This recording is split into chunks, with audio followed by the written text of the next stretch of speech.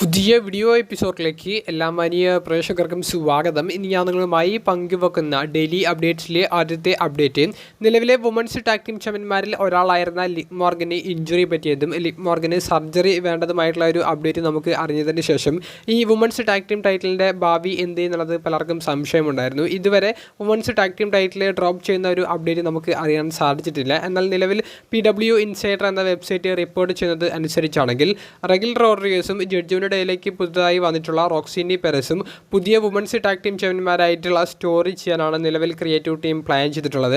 അതിന് പ്രകാരമുള്ള ഒരു ചെറിയൊരു മൊമെൻ്റാണ് നമുക്ക് ഏറ്റവും അവസാനമായി കഴിഞ്ഞ റോ എപ്പിസോഡിൽ റെഗൽ റോഡ്രിഗസ്, റിയ റിപ്ലി തുടങ്ങിയവരുടെ സെഗ്മെൻറ്റിൽ റോക്സിനി പെരസിൻ്റെ ഇടപെടലും അവസാനം റെഗൽ റോഡ്രിഗസും റോക്സിനി പെരസും തമ്മിലുള്ള ആ ഒരു സൗന്ദര്യ പിണക്കം അവർ അത് മാറ്റുന്ന രീതിയിലുള്ള ഒരു മൊമെൻറ്റും കാണിച്ചിട്ടുള്ളത്. അപ്പോൾ വുമൻസിൻ്റെ ടാഗ് ടീം ടൈറ്റിലിന് ലിവ് മോർഗന് പകരക്കാരനായിട്ട് റെഗിൽ റോഡ്രിഗസിൻ്റെ ഒപ്പം റോക്സിനി പെരസ് ആയിരിക്കും എന്നുള്ളത് ഏകദേശം ഉറപ്പായി കഴിഞ്ഞിട്ടുണ്ട്.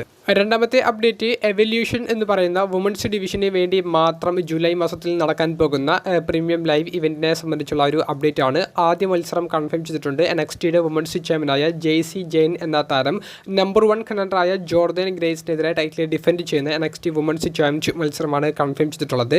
ഏറ്റവും അവസാനമായി കഴിഞ്ഞ റോ എപ്പിസോഡിൽ മറ്റൊരു മത്സരത്തിൻ്റെ സാധ്യതകൾ തുറന്നിട്ടുണ്ട്. അത് ആ മത്സരത്തിൽ ഇന്റർ കോണ്ടിനെന്റൽ ചാമ്പ്യൻഷിപ്പ് ആയിരിക്കും ഡിഫെൻഡ് ചെയ്യപ്പെടാൻ പോകുന്നത്. ആ മത്സരം ഒരു ട്രിപ്പിൾ ടെറ്റ് മത്സരമായിരിക്കും എന്നുള്ളതും ഏകദേശം ഉറപ്പായി കഴിഞ്ഞിട്ടുണ്ട്. ഒഫീഷ്യലി കൺഫേം ചെയ്തിട്ടില്ലെങ്കിലും സ്റ്റോറി അങ്ങനെയാണ് പോകുന്നത്. നിലവിലെ ചാമ്പ്യനായ Becky lunch, Bailey, ലൈറ വാൽക്കീരിയ തുടങ്ങിയവർക്കെതിരെ triple TET റൂൾസിൽ title defend ചെയ്യാനാണ് സാധ്യത കൂടുതൽ. ബെയ്ലിയും ലൈറ വാൽക്കീരിയയും സുഹൃത്തുക്കളായിരുന്നു. പക്ഷേ ഏറ്റവും അവസാനമായി കഴിഞ്ഞ റോ എപ്പിസോഡിലെ ചാമ്പ്യൻഷിപ്പ് മത്സരം ഡിസ്ക്വാളിഫിക്കേഷനിലൂടെ അത് ബെയ്ലിയും ലൈറ വാൽക്കീരിയയും തമ്മിലുള്ള ഒരു പ്രശ്നങ്ങളിലേക്ക് നയിച്ചിട്ടുണ്ട്. അപ്പോൾ ഒരു ട്രിപ്പിൾ ത്രെറ്റ് മത്സരം വരുന്നതിൻ്റെ സ്റ്റോറിയാണ് റോ എപ്പിസോഡിൽ തുടങ്ങിയിട്ടുള്ളത്.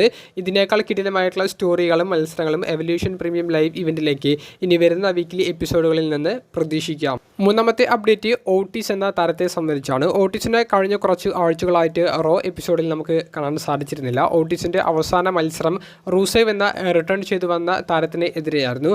ഓട്ടീസ് എവിടെ പോയി എന്നുള്ളത് പലരും ഒരു സംശയം പോലെ കമൻറ്റ് ബോക്സിൽ ചോദിക്കുന്നുണ്ടായിരുന്നു. നിലവിലൊരു അപ്ഡേറ്റ് റസ്ലി വേർഡ്സിൻ്റെ റിപ്പോർട്ടിൽ നിന്ന് നമുക്ക് മനസ്സിലാക്കാൻ സാധിച്ചിരിക്കുന്നത് ഓട്ടീസിന് ഇഞ്ചുറി ആണെന്നുള്ളത് അവർ റിപ്പോർട്ട് ചെയ്യുന്നില്ല. പക്ഷേ ഓട്ടീസിനെ ഇൻറ്റേർണൽ റോസ്റ്ററിൽ നിന്ന് ഇപ്പോൾ മാറ്റി നിർത്തുകയാണ്. അതായത് ഒരു റോസ്റ്ററിൽ ആരൊക്കെ ഇപ്പോൾ ആക്റ്റീവായിട്ട് നിൽക്കണം എന്നുള്ളതിനെ സംബന്ധിച്ചൊരു ഇൻറ്റേർണൽ റോസ്റ്റർ അവർക്ക് ഉണ്ടായിരിക്കും. ആ ആക്റ്റീവായിട്ട് നിൽക്കുന്ന റെസ്ലേഴ്സിനായിരിക്കും ബാക്ക് സ്റ്റേജ് സെഗ്മെൻറ്റുകളും സ്റ്റോറികളും കൊടുക്കുക. അപ്പോൾ ആ ഒരു റോസ്റ്റർ ലിസ്റ്റിൽ നിലവിൽ ഓട്ടീസിനെ അവർ ഉൾപ്പെടുത്തിയിട്ടില്ല. അതിനർത്ഥം ചിലപ്പോൾ ഓട്ടീസ് ഒരു വെക്കേഷൻ ആവശ്യപ്പെട്ട് മാറി നിൽക്കുന്നതായിരിക്കാം, അല്ലെങ്കിൽ ഇഞ്ചുറി കാരണം മാറി നിൽക്കുന്നതായിരിക്കാം. പക്ഷേ ഇഞ്ചുറിയെ സംബന്ധിച്ചുള്ളൊരു അപ്ഡേറ്റ് അറിയാൻ സാധിച്ചിട്ടില്ല എന്നാണ് റസ്ലി വേർഡ്സിൻ്റെ റിപ്പോർട്ടിൽ കൊടുത്തിട്ടുള്ളത്. അപ്പോൾ വ്യക്തിപരമായിട്ടുള്ള എന്തെങ്കിലുമൊക്കെ ഒരു കാരണം കൊണ്ട് വെക്കേഷൻ എടുത്ത് ഓട്ടീസ് മാറി നിൽക്കാനും സാധ്യതയുണ്ട്.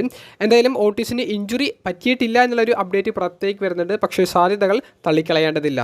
നാലാമത്തെ അപ്ഡേറ്റ് ചാഡ് ഗേബിൾ എന്ന് പറയുന്ന നിലവിലെ സ്പീഡ് ചാമ്പ്യനെ സംബന്ധിച്ചാണ്. ചാഡ് ഗേബിളിലെ തന്നെ മറ്റൊരു കഥാപാത്രമായ എൽ ഗ്രാൻഡ് അമേരിക്കാനെയാണ് നിലവിലെ സ്പീഡ് ചാമ്പ്യൻ എന്ന് പറയുന്നത്. പക്ഷേ ചാഡ് ഗേബിളിനെ സംബന്ധിച്ച് പോസിറ്റീവായിട്ടുള്ളൊരു അപ്ഡേറ്റ് അല്ല പങ്കുവെക്കാനുള്ളത്. ചാഡ് ഗേബിളിന് ഇഞ്ചുറി പറ്റിയിരിക്കുന്നു എന്നാണ് നമുക്ക് അറിയാൻ സാധിച്ചിരിക്കുന്നത്. ചാഡ് ഗേബിളിന് ഇഞ്ചുറി പറ്റിയതും താരത്തിന് സർജറി വേണ്ടി വരും എന്നുള്ളൊരു അപ്ഡേറ്റുമാണ് അറിയാൻ സാധിച്ചിരിക്കുന്നത്. അപ്പോൾ ചാഡ് ഗേബിളിനെ ഓൺ സ്ക്രീനിൽ നിന്നും മാറ്റി നിർത്താൻ വേണ്ടിയിട്ടാണ് ഏറ്റവും അവസാനമായി കഴിഞ്ഞ റോ എപ്പിസോഡിൽ ഒരു ബാക്ക് സ്റ്റേജ് സെഗ്മെൻറ്റിൽ പെൻഡ എന്ന് പറയുന്ന റസ്ലർ ചാഡ് ഗേബിളിൻ്റെ കൈക്ക് ഇഞ്ചുറി പറ്റുന്ന പോലെയുള്ള ഒരു ആക്രമണം കാണിച്ചത്.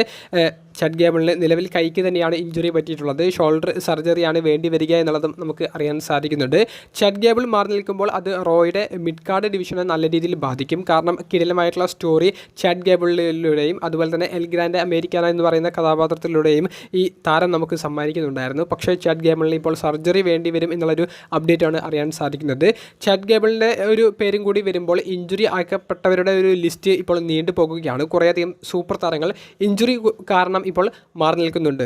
അഞ്ചാമത്തെ അപ്ഡേറ്റ് ഡ്രൂ മാക്കൻഡയർ എന്ന് പറയുന്ന മുൻ WWE ചാമ്പ്യനെ സംബന്ധിച്ചാണ്. സൂപ്പർ താരമായ ഡ്രൂ മാക്കൻഡയർ എവിടെയാണ്, എപ്പോഴാണ് ഇനി തിരികെ വരിക എന്നുള്ളതിനെ സംബന്ധിച്ച് ഇപ്പോഴും പലയധികം കൂട്ടുകാരും കമൻറ്റ് ബോക്സിൽ ഇങ്ങനെ സംശയങ്ങൾ ചോദിക്കുന്നുണ്ട്.